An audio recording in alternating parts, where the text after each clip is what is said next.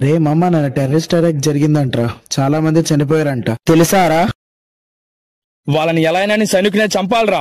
ఎందుకురా మనకి ఇదంతా చూసి చూడనట్టు వదిలేయడం మానేసి? అలా ఎలా వదిలేస్తున్నావురా? ఎవరో మన దేశంలో చొరపడి మన దేశం చంపుతుంటే మనం ఊరికి ఎందుకు ఉండాలి?